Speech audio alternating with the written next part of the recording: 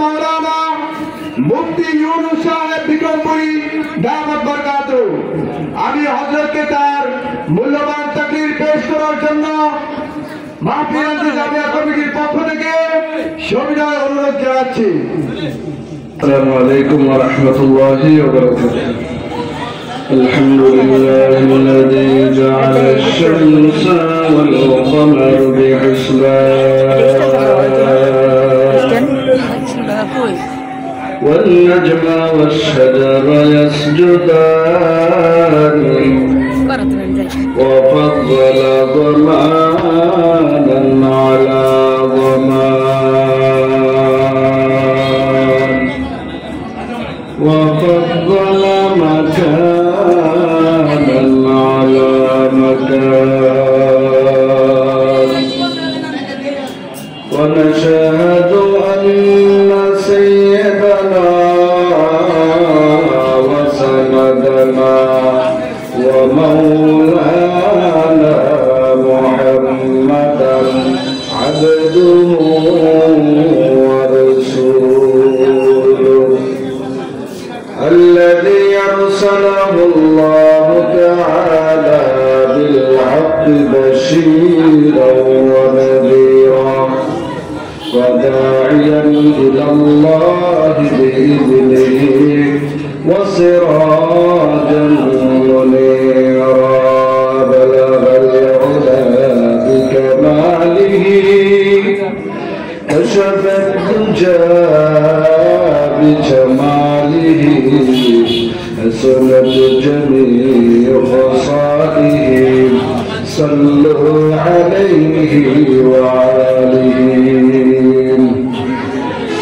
الحمد لله হাদায়াতুল মুমিনিন মসজিদ মাদ্রাসা খানকায় ফুরফুরা শরীফের 35তম ওয়াজ দোয়ার মাহফিলের আজকের সম্মানিত প্রধান মেহমান, বিশেষ মেহমান ও আজকের মাহফিলের সম্মানিত বিশেষ অতিথি, প্রধান অতিথি ও আজকের মাহফিলের সম্মানিত সভাপতি, প্রধান মঞ্চ থেকে আমার সম্মানিত মা ও বোনেরা, আল্লাহ পাকের দরবারে লাখ কোটি শুকর আর সুজুদ যে আল্লাহ পাক আমাদেরকে এই মাহফিলে আসা এবং বসার সুযোগ করে দিলেন, এই জন্য শুকরিয়া আদায় করি আলহামদুলিল্লাহ। যে বান্দা আমি আল্লাহকে পাওয়ার জন্য ঘর থেকে বের হয়, ও পয়গম্বর, যে বান্দাটা আমি আল্লাহর প্রশংসা করবে, আলহামদুলিল্লাহ বলবে, আমি আল্লাহ পাক বান্দার জন্য খুশি হই। শুধু তাই করি না পয়গম্বর, আপনার উম্মত যখন আলহামদুলিল্লাহ বলবে আর আমি আল্লাহ পাক রব্বুল আলামিন এত খুশি হই পয়গম্বর, আমি রব্বুল আলামিন বান্দার জন্য জান্নাতের 8টা দরজা তার জন্য উন্মুক্ত করে দেই। সুবহানাল্লাহ। এ আল্লাহর গোলাম, ও আমার আজকে তোমার কানে এই মাইকের আওয়াজ যদি যায় গো মা, ওরে আল্লাহর গোলাম, ও আমার যুবক ভাই, আয় আয় আয়, ঘরে আর বসে থাকার সময় নাই, জীবনের সময়টা তো হেলায় দুলায় অনেক কাটাই সরে আল্লাহর বান্দা। এই তো মাদ্রাসার ময়দানে আমাদের কোরআন হাদিসের আলোচনা হয়, যেই বান্দা কোরআন এবং সুন্নাহর হাদিসের আলোচনার মধ্যে আইসা বসবে, আল্লাহ পাকের পয়গম্বর হাদিসের মধ্যে জানাবেন, যদি আসা যাওয়ার পথে তোমার যদি মালাকুল মউত আসিয়া যায় রে ভাই, এই মৃত্যুটাও হবে তোমার জান্নাতের কারণ। আল্লাহু আকবার। এজন্য যেখানে কোরআন এবং সুন্নাহর আলোচনা হয়, নিজের জীবনটারে হেলায় দুলে কেটেও না, নিজের যৌবনের বড় দাম, জীবনের বড় দাম। আল্লাহ পাক রব্বুল আলামিন বলেন, বান্দা তোর জীবনে কোন সময়টা কোনটা ব্যয় করছ কেউ না জানলেও আমি আল্লাহর কিন্তু জানার বাকি নাই, কারণ আমি আল্লাহ তোকে নির্দিষ্ট একটা সময় দিয়েছি রে বলে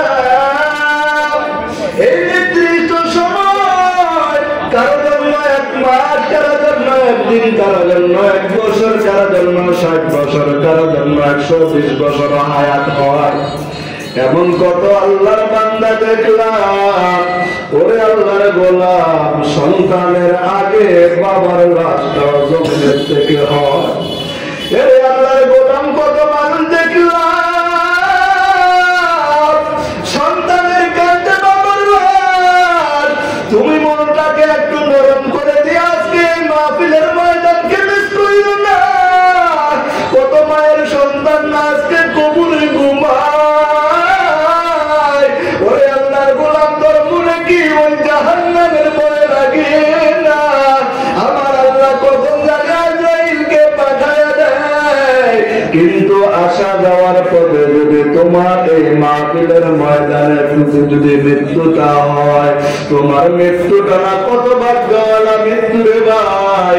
পয়গম্বরের হাদিস প্রমাণ করে, যদি কোনো ভালো কাজ করতে আসা যাওয়ার পথে তোমার মৃত্যুটা হয়ে যায়, আল্লাহ পাক তোমার এই মৃত্যুটাও জান্নাতের কারণ হিসাবে লিখে দিবে। সুবহানাল্লাহ। এই জন্য মাদ্রাসা নবীর ঘর, সেইখানে কতগুলো আলেমরা আল্লাহ পাকের কালাম শিখে।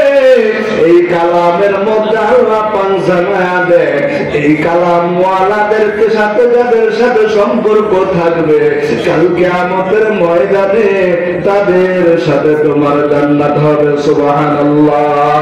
ये কালাম জিন্দা কুরআনে হাকিম, হিকমতে লা ইয়াজালাসু কাদিম, জামিউল ইলম ফিল কুরআনে হাকিম, তাকাসারাত আনহু আবানামুর রিজালিম, বাকা কুরআন কালামুল্লাহ বাশানু কদিমাতু কদিমাতু মাইনো।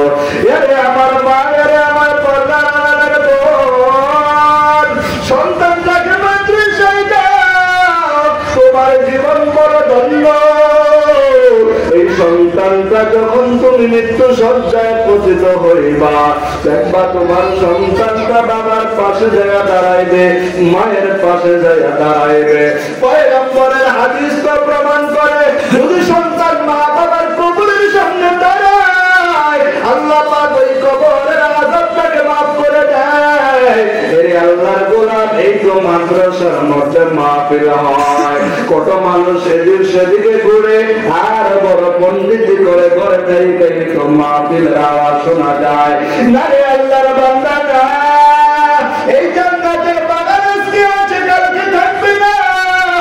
তোমার ভাগ্য যদি ভালো হয়, এই মাহফিলের ময়দানে মাইকের আওয়াজ তোমার কানে যদি যায়, ওরে আমার ভাই আর ঘোরাফেরা করার সময় নাই।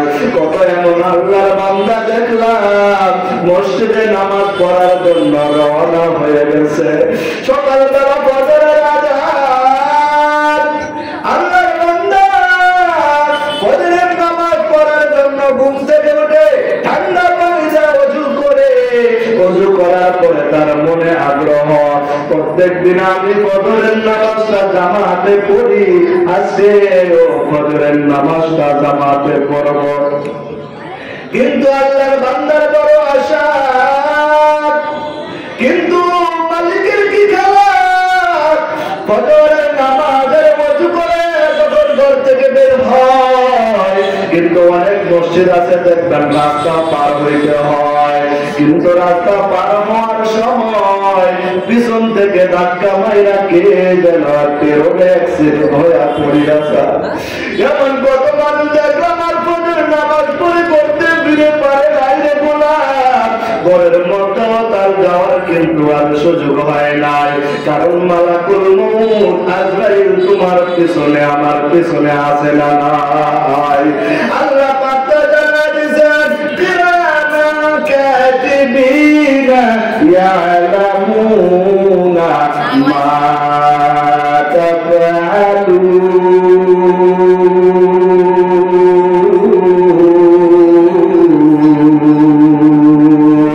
আল্লাহ পাক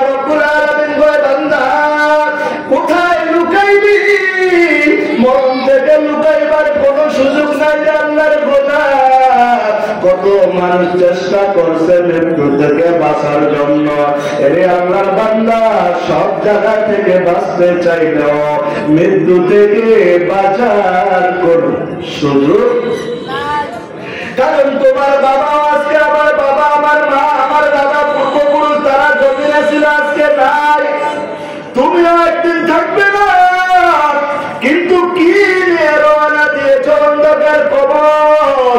ওই কবর বড় ভয়ঙ্কর রে ভাই। সন্তানরা যদি মাদ্রাসা দাও, নাতিরা যদি মাদ্রাসায় দাও, নানা যখন অসুস্থ হয়ে যায়, দাদা যখন অসুস্থ হয়ে যায়, মাদ্রাসা থেকে ছোট বাচ্চাটা নানার কবরের পাশে সামনে যায়, দাঁড়ায় যায়, আর দয়ার মালিকের কাছে হাত তুলে কয়, দয়ার আমার মা আমাকে কত কষ্ট করে কুরআন শিখাইছে, আজকে আমার বাবা মৃত্যু সজ্জায়, আমার দাদা মৃত্যু সজ্জায়। আল্লাহর কাছে ছোট্ট বাচ্চাটা কোরআন পড়িয়া পড়িয়া দোয়া করে। নবীর হাদিস প্রমাণ করে রে ভাই, যেই ব্যক্তি সূরা ইয়াসিন পড়িয়া পড়িয়া কবরওয়ালার সামনে যায়, পয়গম্বরের হাদিস প্রমাণ করে আল্লাহ পাক কবরে আযাবকে মাফ করে দেয়। সুবহানাল্লাহ। এই জন্য কোরআন পড়ো, কোরআন বুঝো, কোরআন শিখো, নিজের সন্তানদেরকেও শিখাও। আল্লাহর পয়গম্বরের হাদিস তো বলে, আফজালুল ইবাদাতি তিলাওয়াতুল কুরআন, সর্বোত্তম ইবাদত কোরআন শরীফ তেলাওয়াত। নবী আমার আরো জানায়া দেয়, ও আমার সাহাবীরা শুনিয়া নাও, খায়রুকুম মান তাআল্লামাল কুরআনা ওয়া আল্লামা। পৃথিবীর মধ্যে সবচাইতে উত্তম ব্যক্তি হলো যে কালামে পাকের কোরআন তেলাওয়াত শিখায় এবং যারা শিক্ষা করে। এরে আমার পর্দার আড়ালের মা, মাইকের আওয়াজ তোমার কানে পৌঁছে, এই কোরআনের আওয়াজ যদি তোমার কানে পৌঁছে রে মা, আজকে সমস্ত কাজ থেকে নিজের জীবনটাকে তোপারে কইরা যায় নামাজে পিছাইয়া বসো, দিনের কান্না দেয়া দুই চারটা আলোচনা যদি তুমি নিয়ে যাইতে পারো, পরে বৃদ্ধ বাবা আমার সামনে বসা আছো, নিজের মনটারে একটু বুঝাইয়া দেখো, এই আল্লাহর গোলাম কত গুনাহ করছো, গুনাহ করতে করতে নিজের জীবনটাকে শেষ করে দিয়েছো। আল্লাহর কাছে এখনো তওবা করে নাও। ও দয়ার মালিক আল্লাহ, আমার সে জমিনে আর কেউ নাই বড় গুনাহগার, কি অন্ধকার কবরে রওনা দিছো, অন্ধকার কবর বড় ভয়ানক করে তাই মালাকুল মাউত যখন আপনার সেই দিন আপনি ইবাদত বন্দেগী করার আর কোন সুযোগ থাকবে না। আল্লাহর রাসূলের সাহাবী হযরত ওমর কান্না করে, হযরত আবু বকর কান্না করে, হযরত আলী কান্না করে, হযরত হাসান হুসাইন কান্না করে, যাদের ব্যাপারে আল্লাহ সার্টিফিকেট দিয়েছে তাদের কোনো গুনাহ নাই। এরে আল্লাহর বান্দা, তারপরও কি বুঝে আসে না? এমন সময় বুঝে আসবে সেদিন হাজার বুঝলে তোমার কোনো কাজ হবে না। চিল্লা বলেন ঠিক কিনা? কারণ যখন তুমি মৃত্যু সজ্জায়, ওই মৃত্যু সজ্জায় যখন মৃত্যুর সন্নিকট হয়, মালাকুল মউতটা যখন তোমার সামনে এসে দাঁড়াইবে, কিন্তু তুমি সেই সময় তো নিজে নিজে পেরেশান হয়ে যাইবা। এরে ভাই, মউত বড় ভয়ঙ্কর জিনিস, কবর বড় ভয়ঙ্কর জিনিস, হাসর বড় ভয়ঙ্কর জিনিস। এই জন্য মসজিদ মাদ্রাসার সাথে সম্পর্ক লাগাও, নিজের জীবনটাকে বানায় নাও। এই জীবন কিন্তু জীবন না রে ভাই, মরার পরে আরেকটা জিন্দেগি আছে, যেই জিন্দেগির শুরু আছে আর শেষ হবে না। আরে আল্লাহর বান্দা, হাসরের ময়দানে ওই জাহান্নামী মানুষগুলা, জান্নাতি মানুষগুলা কঠিন হাসরের ময়দানে মাথার উপরে সূর্য দিবে, আর জমিনটা সেদিন তামা তামা হয়ে যাবে, মানুষগুলো লাফালাফি করতে থাকবে। হায় মালিক, ও দয়ার আল্লাহ, আর তো সহ্য করতে পারি না, কেমন ভয়ঙ্কর আযাব, কেমন রৌদ্র আগো আল্লাহ, এই সূর্যের তাপ জমিনে সামান্য গরম হইলেও সহ্য করতে পারো না, সামান্য রোদ হইলেও সহ্য করতে পারো না, কিন্তু ওই হাসরের ময়দানে যখন এরকম ভাবে তুমি কি করবা, দাঁড়াইবা, জাহান্নামের মাথাগুলা রোদের গরমে একটা শ্বাস করে ফেটে যাবে আর চিল্লাইতে থাকো আল্লাহ, তুমি যদি জাহান্নামী হই জাহান্নামে দিয়ে দাও, যদি জান্নাতি হই তুমি জান্নাতে দিয়ে দাও। সেদিন সন্তানটা একটা দৌড় দিবে নিজের মার কাছে, যে মা 10 দিন গর্ভে ধারণ করেছে, সন্তানটা আমার কাছে যায় বলবে, ও আমার মা, তুমি আমাকে একটা নেকি দাও, একটা নেকির কারণে আজকে আমি জাহান্নামের আসামি হয়ে যাইব। সন্তানের মা ডাক দিয়া বলবে, আল্লাহর গোলাম, এরে আল্লাহর বান্দারা, সময় কিন্তু বেশি নাই, বাঁচার কিন্তু কোনো গ্যারান্টি নাই, হায়াতের কোনো গ্যারান্টি নাই, দুনিয়ার সব জিনিসের গ্যারান্টি দিতে পারবে, কিন্তু মালাকুল মউত কখন আসবে কেউ কোনো গ্যারান্টি দিতে পারবে না। তুমি কি দেখো না রে গোলাম, মায়ের কোলে সন্তান দুধ খায়, আজরাইল আইসা ঘুমের মধ্যে সন্তানটাকে নিয়ে যায়, ভাই ভাইয়ের একসাথে শুয়ে আছে, সকালবেলা ফজরের সময় এক ভাই উঠে আরেক ভাই উঠতে পারে না, স্বামী স্ত্রী এক বিছানায় ঘুমায়, স্ত্রী সকালবেলা আর কথা বলতে পারে না, মালিকের কাছে চলে গেছে, এমন আছে না নাই? এজন্য অহংকার ছেড়ে দাও, আর গর্ব করার সময় নাই, এই তো মাদ্রাসার প্রোগ্রাম। আরে আল্লাহর বান্দা, এই মাহফিলের মধ্যে লোক হয় না, গানের মধ্যে লোক হয়, মাহফিলের কথা বললে, নামাজের কথা বললে অজুহাত দেখায়, আছে না নাই? ওয়াজ মাহফিল হইলে শয়তান চাইতে চায় না এই মন, রাত্রে জাগিয়ে দেখতে পারে হিন্দি সিনেমার নাচন। কথা বলেন ঠিক কিনা? ওয়াজ মাহফিল হইলে শয়তান চাইতে চায় না এই মন, রাত্রে জাগিয়া দেখতে পারে হিন্দি সিনেমার নাচন, নামাজেরই বললে কথা দেখায় কত অজুহাত, আছে না নাই?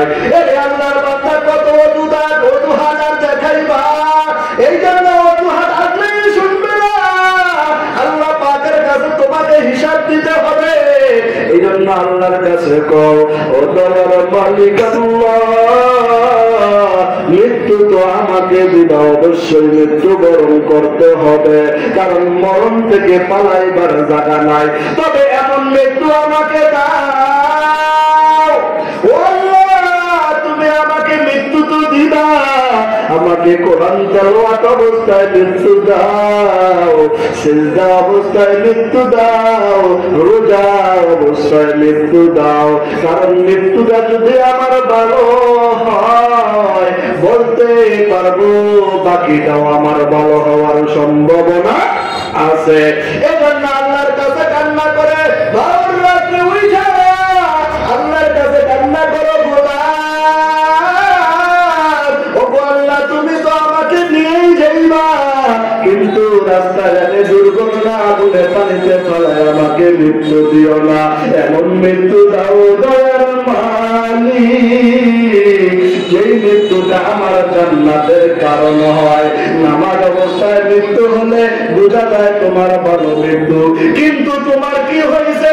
ওরে আমার ভাই, সারাদিন তো গান শোনো, রাতে ঘুমের মধ্যে বিছানায় যাইয়াও হেডফোন লাগাইয়া গান শুনতে শুনতে তুমি মৃত্যুবরণ যদি তোমার হয়, হাসরের ময়দানে তোমাকে আল্লাহ এই অবস্থায় তো উঠাবে, যে নামাজ অবস্থায় মৃত্যু হবে আল্লাহ পাক তাকে নামাজ অবস্থায় উঠাইবে, যার রোজা অবস্থায় মৃত্যু হবে আল্লাহ পাক তাকে সেই অবস্থায় উঠাইবে।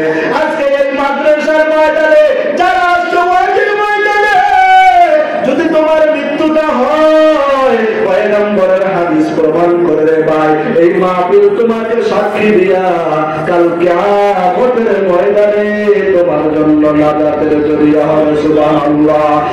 আতিনা ফি দারে দুনিয়া না হাসান, बिना पीर सारे ओबाना आसान याद यासिल मुस्ताक़ीसी नहदिना लफ्ज़कारा कुलउलूम वलग़िना আমার আল্লাহ সেই ক্ষমতা আছে না এজন্য জান্নাতের মালিক যদি হতে চাও রে গোলাম আল্লাহ পাকের কালামের সাথে সম্পর্ক লাগায় দাও মসজিদ মাদ্রাসার সাথে তোমার সম্পর্ক লাগায় দাও আল্লাহ পাক তোমাকে জান্নাত দেওয়ার জন্য রেডি হয়ে বসে আছে ওরে বান্দা মাদ্রাসার মধ্যে ছাত্রদের সাথে তোমার সম্পর্ক লাগাও ছাত্রদের ব্যাপারে পয়গম্বর বলে তাদের জন্য গর্তের পৃথিবীর সমুদ্রের মাছে দোয়া করতে থাকে এজন্য আমার ভাই ও জান্নাতে যদি যাইতে চাও নিজের সন্তানকে আলেম বানাও সন্তানটা যখন জানাজার মধ্যে দাঁড়াইয়া যাইবে মাদ্রাসার ছাত্ররা ছোট ছোট বাচ্চারা কিভাবে শুদ্ধভাবে জানাজা পড়ায় সেটা আপনি তো পারেন না আপনি বৃদ্ধ হয়ে গেছে এখনো আপনি জানাজা পড়তে পারেন না এখনো আপনি ঈদের নামাজ পড়তে পারেন না এখনো আপনি জুমার নামাজের নিয়ত করতে পারেন না কিন্তু ছোট্ট বাচ্চারা মাদ্রাসায় পড়ে 8 বছরের বাচ্চা মাকে বলবে মা তোমার নামাজ হয় না বাবাকে বলে বাবা তোমার নামাজের তেলাওয়াত হয় না তুমি ঈদের নামাজের নিয়তটা বলতে পারো না তুমি বাবার জানাজার নামাজের নিয়তটাও বলতে পারো না এইজন্য আমার মাদ্রাসার ছাত্ররা হুজুরের নাম এই জন্য দেখেন মাদ্রাসার ছোট ছোট বাচ্চারা আপনার বাচ্চা কিভাবে সুন্দরভাবে জানাজা পড়ায় প্রদর্শনী করবে ছাত্ররা দেখেন আবার জুমার নামাজ আর তো এরকম অনেক জায়গায় দেখছি মসজিদের সেক্রেটারি মাদ্রাসার সেক্রেটারি এরকম অনেক আছে আইয়া তো আব্দুল আজিজ নামাজের মধ্যে দাঁড়াইছে একসাথে আব্দুল আজিজ ঈদের নামাজ একামত আছে বছরে একবার আইলে তাউলাই আইছে আগে ঢাকার মধ্যে বছরে একবার আই এজন্য কোন জায়গায় একামত আছে কোন জায়গায় আজান আছে সেটাও নাই শুধু মসজিদ মাদ্রাসা হুজুরদেরকে ভ্রমণ করে দেয় আরে না ভাই আপনি আসেন এই ছাত্রদের কাছ থেকে শিখেন জুমার নামাজ কেমনে পড়ে ঈদের নামাজ কেমনে পড়ে জানাজার নামাজের মধ্যে অনেকে আগুন শুরু করে ঈদের নামাজের মধ্যে মিলায় না কইতেই পারে না কোন জায়গায় কোন তাল আর যদি তাল ঠিক করতে চান তাহলে এই মাদ্রাসার মধ্যে নিজের সন্তানদেরকে পড়ান আল্লাহ পাক আমাদের সবাইকে বুঝা এবং আমল করার তৌফিক দান করুন সবাই বলি আমিন।